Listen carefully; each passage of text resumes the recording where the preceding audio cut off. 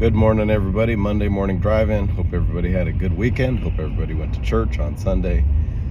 We had a great weekend at church. Had some visitors from Texas, the Neptune family. Such a beautiful family, and they were such a blessing to the church, all very gifted in working in the church. And Brother Neptune prayed at the end of service. He prayed for our assembly, and some of the things that he said were a great reminder when he was praying over the church, praying over our families.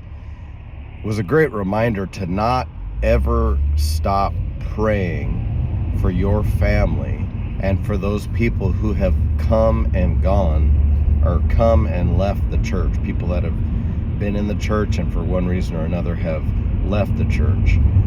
And his prayer was that we don't ever want to forget those people who have left, and really want God to restore our families, and really do a mighty work. And a lot of times God works as a direct result of our prayers.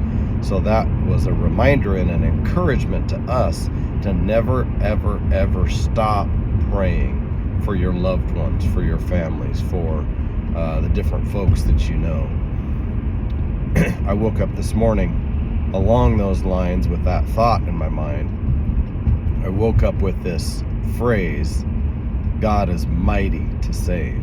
And it's just a reminder that no matter how things look on the outside, whether it's in your life or in other people's lives, no matter what the circumstances are, no matter what kind of trouble, or if people are going through a dry period, or if people are going through a period where they've neglected their walk with God, or they just completely walked away from God, whatever be the case, God is mighty to save. We should not look at God through our constricted lens of what we think he is able to do. He is able to do so much more than our little pea brains and our little imaginations can even comprehend. He's got ways to save that we couldn't ever even think of. So it's not us, it's not limiting God by our imaginations, but let's remember, he is mighty to save. He is powerful. He can reach the lost. He can touch each and every one, no matter where they're at, no matter what they're going through, no matter how far away they get from the faith. He is mighty, and we don't want to have a view of God that constricts him, that restricts what we believe he can do. He can supersede any situation. He can reach down into the darkest parts. I am saved today because of other people's prayers. I was there. I did that. I've been there. I've been lost. I've been distant from God, on the far side of the spectrum from God, deep in the ungodly world, living an ungodly lifestyle, doing all sorts of sinful and corrupt things.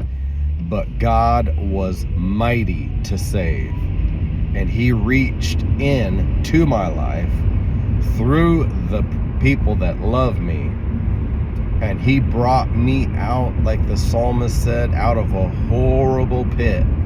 He brought me out of a horrible pit, and he set my feet on something stable, on his word. And he's able to do that for each and every one of our loved ones. He's able to do that for any person that's been in the church and maybe lost their way. He's able to do that for people in the world who's never heard the name Jesus. He's able to find them. He's able to touch them. He's able to convict their heart. He's able to bring them to repentance, and he's able to raise them up to grow up in Jesus Christ. So don't ever limit him. Don't ever stop praying. Don't ever think that God cannot. And don't get weary in well-doing in your prayer life, because God will answer those prayers. It might not be exactly when or how you want them to be answered, but God is able. He's mighty to save. Have a great Monday.